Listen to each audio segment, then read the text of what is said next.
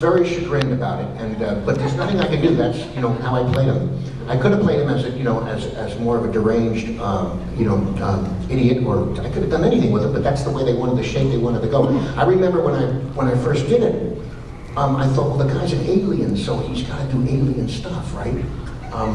So there was a very early episode where Cass handed me a bowl of mashed potatoes, and I tried to figure out, well, how do aliens eat? So I started going with my tongue and said they don't use their hands, And the director said, what the heck are you doing? I said, well, this is how Chilaxians eat. They don't use their hands, they don't use their tongue. He says, no, just eat like a normal person. So we do other stuff, like they might find NELIX sleeping, and I'd be in some really bizarre position. What are you doing? That's how Chilaxians know. They don't, they sleep like normal people. So finally, after about 10, 12 times of doing this, I realized he's just a guy with rubber. He's just a normal guy with a lot of rubber. So I figured Chilaxians are people who get up in the morning and put rubber on their face. So I couldn't do too many alien things, Are you guys all coming to this talk tomorrow? Because I don't know what I'm going to say tomorrow. I really don't have the foggiest idea. Do I have to do this again tomorrow? I guess I can talk about my life then. This is a nice hotel, huh? Bad hotel. They lead us to the stage, to the kitchen, all through the. I always feel like Sirhan. But I do. I feel like he must have. That's a terrible thing to say. But I enjoyed Star Trek. I didn't like the makeup, but I enjoyed the cast. They were a lot of fun, and people always want to know what are some funny stories from the show. And I don't know. There were a lot of funny things happening. I always joke about product placement. Did you see? I was in the movie The Island. Did you see The Island? Yep. Did you see how much product placement was in that movie? I mean, they had walls with Nike written on it.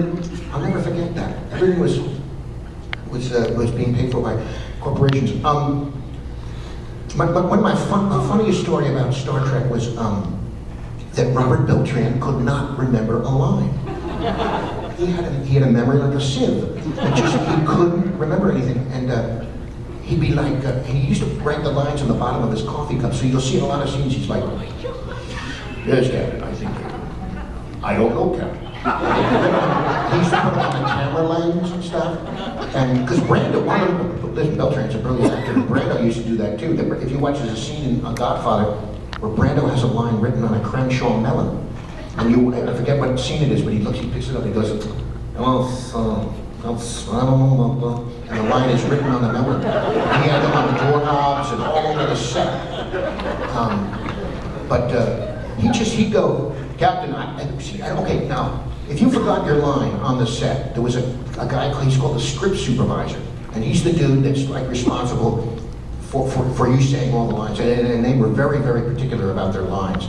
A lot of TV shows you can get on, you can kind of improvise a little bit, and the writers don't mind it if you can. They say, oh, well, you're making it your own, that's okay. But on Star Trek, you had to say exactly what the writers wrote, and I remember I learned that lesson because it was a scene early on where I had to say goodnight to little Naomi Wildman, and I pick up her little tar, what is it, the little tart, and my line was, well, good night, and I said, well, good night, and I put it down. So I picked it up and I went, when we were shooting, I said, well, good night, sir. And they said, there's no sir. And I said, well, I'm just glad, I think it's kind of fun to know, it's well, good night. So I said, I think it's funnier with sir. And they said, well, okay. And they had to call up the writers to get the sir approved. So I knew that they were very particular. So anyway, but Cosmo, this guy, we called him Cos, he was on the side, and he would, if you got your line mumbled, he'd come up and he'd say, there's a corned beef sandwich on deck 7, not deck 8, or whatever the line was. And so Beltran, his whole thing was, Cos, what's my line? And this is like constantly, Captain, I get Cos, what is it? And so I thought, he had trouble with his line. I called him up one day, and I got his answering machine, and he got on the line, and the message was, hi, this is Robert. Cos, what's my name? And I realized Cos was living with him, telling him what to say throughout the day. Can you believe it? That's very